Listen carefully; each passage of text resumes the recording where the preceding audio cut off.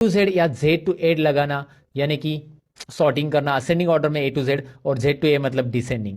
तो चलिए मैं ए टू जेड करता हूं। अजय वर्मा के बाद ए नाम के ही लोग आने चाहिए पहले, फिर बी नाम के, फिर सी नाम के, ए टू जेड। तो जैसे मैं सॉर्ट के लिए क्लिक करूंगा, बस अजय कॉलम को सिलेक्ट किया है मैंने, ये डेटा ही, और सॉर्ट के लिए क्लिक करूंगा तो एक्सेल एक वार्निंग दे रहा है आपको। ये वार्निंग डायलॉग बॉक्स में ये बता रहा है कि आपने जो डेटा सिलेक्ट किया है उसके आगे भी डेटा है, अगर आप उसे सिलेक्ट नहीं करते हो तो वो डेटा सॉर्ट नहीं होगा। मतलब अजय वर्मा के मार्क्स 35, 50 और 100 है। अगर आपने उसे सिलेक्ट नहीं किया तो किसी और को मिल जाएंगे। अगर आपने कंटिन्यू विथ सिलेक्शन किया तो कंटिन्यू विथ करंट सिलेक्शन। जी हाँ, अजय शर्मा वर्मा के मार्क्स सपोज आकाश काले ऊपर आ गया तो आकाश काले को मार्क्स मिल जाएंगे। सिंपल है ना। या जो भी ऊपर आएगा विनोद वर्मा, ये आगे पीछे होने वाले हैं। तो कंटिन्यू विथ करंट सिलेक्शन आप तभी कीजिएगा जब आपको उसी कॉलम को सॉर्ट करना है, लेकिन अब तो नहीं करना है, पूरे डेटा को सॉर्ट होना चाहिए, उसके साथ डेटा भी बदलना चाहिए। तो आप देखिए मैंने एक्सपांड सिलेक्शन रखा है। राहुल बोर के मार्क्स है 208 टोटल है, और विनोद के मार्क्स है 92 टोटल। जरा दो तीन ही मार्क्स याद रखिए। और तो यहाँ पे मैं एक्सपांड सिलेक्शन करूंगा। जैसे मैं एक्सपांड करूंगा तो राहुल बोर के मार्क्स 208 थे, वही रहेंगे। आकाश काले के जो मार्क्स थे वही रहेंगे। सबके अपने अपने मार्क्स वही रहेंगे। यहाँ पे दिखाई दे रहा है आपको। आप यहाँ पे अंडू कीजिए, पहले जैसे थे वैसे ही मार्क्स आ रहे हैं सबको। और फिर मैंने किया क्या, अंडू कर रहा हूं मैं। यहाँ पे दोबारा दिखाता हूं, मैं जेड टू ए करता हूं। Z to A expand selection sort. क्या हो रहा है, Vinod ABCD Z to A नाम के नीचे आ रहे, ऊपर उल्टा आ जाएगा, जेड टू ए आ रहा है। सिंपल है, ए टू जेड करना है, ए टू जेड, लेकिन एक्सपांड सिलेक्शन कीजिए। उसके मार्क्स के साथ वो पूरा का पूरा सॉर्ट हो रहा है, राइट। अगर आप ऐसा नहीं करोगे, खाली कंटिन्यू विथ करंट सिलेक्शन करेंगे तो रॉन्ग हो जाएगा। वो कभी कभी जरूरत पड़ सकती है आपको, जैसे कि अभी अभी आपको जरूरत कभी है, दिखाता हूं मैं आपको। मैंने इसे अल्फाबेट ऑर्डर में लगाना था, लगा दिया, लेकिन यहाँ पे देखिए नंबर अल्फाबेट ऑर्डर में नंबर उसके अकॉर्डिंग आ रहे क्या नहीं आ रहे। तो नंबर को 1 2 3 वाइज लगाना है। लेकिन मुझे जब ए टू जेड में करूंगा तो ये भी पूछेगा कि आगे का डेटा भी करना है क्या, नहीं करना है, अभी बस नंबर को ही करना है, क्योंकि नंबर मुझे ऑर्डर में लगाने हैं। बाकी मुझे अभी जो अल्फाबेट ऑर्डर में है वही रखना है, इसलिए मैं कंटिन्यू करूंगा, सॉर्ट करूंगा। तो नंबर सॉर्ट हो चुके हैं, आगे कुछ फर्क नहीं पड़ रहा है। आगे जो हमारा असेंडिंग ऑर्डर का था वो असेंडिंग ऑर्डर में ही है दोस्तों। तो ये सिंपल चीजें, ये सिंपल बातें आपको समझ में आएगी सॉर्ट से रिलेटेड। सॉर्ट इतना ही नहीं, सॉर्ट में मैंने आपको अल्फाबेट वाइज बताया, आप नंबर वाइज भी देख सकते हैं। मुझे टॉपर यहाँ पे निकालना है, जैसे राहुल भोर ये टॉपर है तो ये ऊपर आना चाहिए 208 नंबर का। मैं क्या करूंगा, टॉपर ऊपर लाने के लिए मैं यहाँ पे जेड टू ए, यानी कि largest to smallest number Z to A, तो जेड टू ए लिया मैंने। और यहाँ पे मैं करूंगा एक्सपांड सिलेक्शन सॉर्ट। देखिए ये आप होम टैब से भी कर सकते हैं। होम टैब में यहाँ पे देखिए क्या आ रहा है, जैसे आप नंबर सिलेक्ट करें तो यहाँ पे largest to smallest, smallest to largest. अगर आप यहाँ पे टेक्स्ट सिलेक्ट करते हो ना तो यहाँ पे एक्सेल ऑटोमेटिक बताएगा कि भाई ए टू जेड और जेड टू ए, राइट। यहाँ से भी कर सकते हैं। अब हमारी बारी है आगे का टॉपिक जानने की, वो है कस्टम सॉर्ट। ये भी काफी इंटरेस्टिंग है कस्टम सॉर्ट दोस्तों। तो चलिए, सॉर्ट में असेंडिंग डिसेंडिंग तो हमने सीखा, लेकिन सॉर्ट में यहाँ पे एक और ऑप्शन रहता है, जैसे कि मैंने आपको होम टैब में दिखाया था, वो है सॉर्ट। यहाँ पे आप देख सकते हैं, आई मीन कस्टम सॉर्ट। यहाँ पे आप देख सकते हैं कस्टम सॉर्ट ऑप्शन है। अब इसे कैसे करेंगे, इसके लिए मैंने यहाँ पे एक और शीट 2 में डेटा लिया है जो कि आपको दिखाई दे रहा है। अब मैं करूंगा क्या, यहाँ पे मैंने डिपार्टमेंट लिखा है, शॉर्ट में लिखा है डिपार्टमेंट, आप ऐसा पूरा भी लिख सकते हैं। चलिए मैंने लिख दिया। तो अब मुझे करना क्या है कि ये डिपार्टमेंट वाइज सॉर्ट करना है, यानी कि सेल्स और परचेस को अरेंज करना है। ये डिसेंडिंग ऑर्डर में, यानी कि सेल्स ऊपर आना चाहिए और परचेस नीचे। डिसेंडिंग ऑर्डर में ऐसे होगा ना, क्योंकि पी पहले आता है अल्फाबेट और एस बाद में आता है। और इसके डिसेंडिंग ऑर्डर में जो सेल्स के अंदर अलग अलग लोकेशन है वो असेंडिंग में चाहिए। यानी कि यहाँ पे सेल्स का अहमदनगर जो है ये पहला आना चाहिए असेंडिंग ऑर्डर में, ए अल्फाबेट से ये स्टार्ट हो रहा है। या सेल्स का फिर उसके बाद मुंबई बाद में आना चाहिए, और फिर सेल्स का नागपुर आना चाहिए। तो मतलब ये कॉलम चाहिए डिसेंडिंग ऑर्डर में, ये कॉलम चाहिए असेंडिंग ऑर्डर में, और ये सेल्स के अंदर असेंडिंग होगा। कैसे, मैं आपको दिखाऊंगा, रिजल्ट आप देखेंगे तो समझ में आएगा। सबसे पहले तो मुझे इस डेटा को सिलेक्ट करना होगा। अगर आपने ये कॉलम सिलेक्ट करके ही डेटा में जाकर ये कस्टम सॉर्ट वाला लिया, यही है कस्टम सॉर्ट आपका ये ऑप्शन। तो इस पर क्लिक किया तो यहाँ पे वो पूछेगा कि आपने डेटा सिलेक्ट नहीं किया है, क्या करना है आपको, डेटा पूरा सिलेक्ट करना है, यस एक्सपांड सिलेक्शन, राइट। तो ऑटोमेटिकली वो डेटा पूरा सिलेक्ट कर रहा है। ऊपर से यहाँ पे देखिए इस डायलॉग बॉक्स में क्या है, my data has header already check है, दिखाई दे रहा है ना। ये तो चेक रहना ही चाहिए क्योंकि हमारे डेटा को हेडर ऑलरेडी है। जैसे serial number, name of employee, department and location, ये हमारे हेडर है। उसके बाद उसने यहाँ पे कुछ add level, delete level, copy level और ऑप्शंस आपको दिए हैं। फिलहाल तो आपको और एक लेवल ऐड करनी है, लेकिन पहले इस लेवल को हम लोग यहाँ पे डिपार्टमेंट वाइज क्या करेंगे, उसको Z to A करेंगे।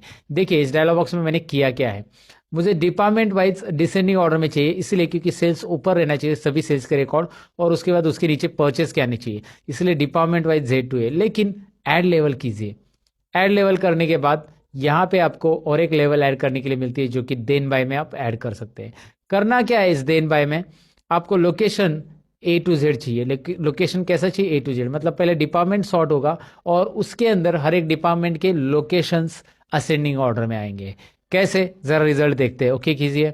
अब आपको दिख रहा है डिपार्टमेंट डिसेंडिंग ऑर्डर में सॉर्ट हो रहा है, सेल्स पहले आ चुका है और परचेस, लेकिन उस हर एक डिपार्टमेंट के ग्रुप में देखिए यहाँ पे उस डिपार्टमेंट के अंदर जितने भी लोकेशन आ रहे हैं वो असेंडिंग में है। जैसे अहमदनगर सबसे ऊपर आ रहा है, फिर मुंबई आ रहा है, फिर एन, है ना, अल्फाबेट वाइज में। यहाँ पे भी देखिए परचेस में अहमदनगर, फिर पुणे और शिरूर, ए देन पी और यस अल्फाबेट। तो ये इस ग्रुप के अंदर, परचेस ग्रुप के अंदर ये असेंडिंग ऑर्डर में आ चुका है।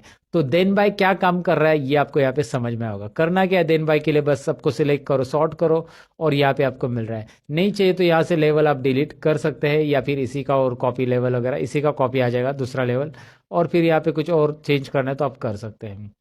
उसके अलावा यहाँ पे आपको एक और चीज़ है, जैसे कि यहाँ पे ये डेटा है, serial number, name of location वगैरह, मैं इसे कॉपी कर लेता हूँ और नीचे रख देता हूँ थोड़ी देर के लिए, मतलब इस तरफ रखता हूँ।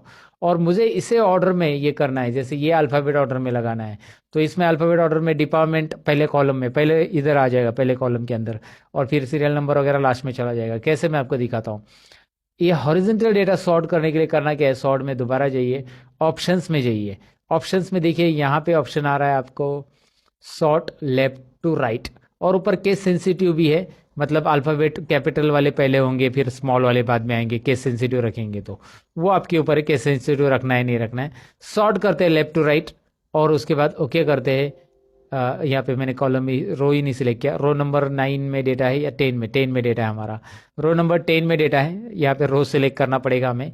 A to Z 10 में A to Z हो रहा है, डिपार्टमेंट, लोकेशन, नेम ऑफ सिर दिखाई दे रहा है आपको। तो आपको हॉरिजॉन्टल डेटा सॉर्ट करना है तो आपको कस्टम सॉर्ट के अंदर यहाँ पे ऑप्शन दिया गया है, राइट। और कैपिटल स्मॉल, पहले कैपिटल वाले चाहिए सब, तो कैपिटल स्मॉल का भी यहाँ पे केस सिलेक्ट कर सकते हैं। केस सेंसिटिव भी सॉर्ट यहाँ पे होता है दोस्तों। तो आपको सॉर्ट यहाँ पे डेफिनेटली समझ में होगा, सॉर्ट कैसे करना है, सॉर्ट में असेंडिंग, डिसेंडिंग और कस्टम सॉर्ट होता क्या है, सारी चीज़ें मैंने यहाँ पे एक्सप्लेन की है। अब हम आते हैं शीट 1 में, जहाँ पे हमारा कुछ चीज़ें बाकी है, जैसे कि यहाँ पे रिजल्ट और ग्रेड कैलकुलेट करना है। तो अब ईप फॉर्मूला हम सीखने वाले हैं। ईप किस तरह से रिजल्ट के लिए काम करता है और ईप फॉर्मूला कैसे काम करता है ओवरऑल एक्सेल में, आज इस टॉपिक में आपको क्लियर हो जाएगा। चलिए ईप सेक्शन में करते क्या है। सबसे पहले तो यहाँ पे हम ट्रैक करेंगे कि हमारे पास सब्जेक्ट कितने हैं, सब्जेक्ट 1, सब्जेक्ट 2, सब्जेक्ट 3। तीनों सब्जेक्ट में अगर किसी भी एक सब्जेक्ट में, तीनों में से किसी भी एक सब्जेक्ट में अगर वो 35 से कम है तो वो स्टूडेंट फेल हो जाएगा। ये हमारा क्राइटेरिया। क्राइटेरिया क्या है, ध्यान से देखिए। हमारी कंडीशन ऐसी है कि सब्जेक्ट 1 में या सब्जेक्ट 2 में या सब्जेक्ट 3 में कहीं पे भी वो फेल है तो स्टूडेंट फेल है। अगर तीनों सब्जेक्ट में उनको 35 से ज़्यादा है, जैसे यहाँ पे आपको सब्जेक्ट 1 में दिख रहा है 35 से ज़्यादा है, सब्जेक्ट 2 में भी और 3 में भी है, तो तीनों में भी 35 और 35 से ज़्यादा है तो वो पास है।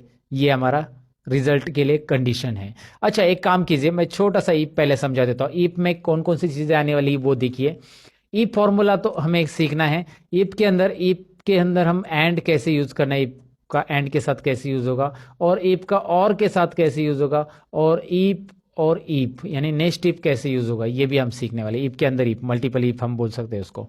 तो ये चारों भी फॉर्मूले हम सीखने वाले। सबसे पहले ईप कैसे काम करता है वो देखते हैं। यहाँ पे स्कॉलरशिप की एग्जाम आप दे रहे हो और जहाँ पे आपको मार्क्स चाहिए पासिंग के लिए 35 100 में से, राइट। तो एक ही सब्जेक्ट है स्कॉलरशिप का, तो यहाँ पे सब्जेक्ट का मैं नाम ले लेता हूँ स्कॉलरशिप, कुछ भी है नाम यहाँ पे ले लो आप, और उसमें आप एग्जाम दे रहे हो 100 मार्क्स का, 35 पासिंग है और आपको मिले 46। कितने मार्क्स मिले आपको? 46।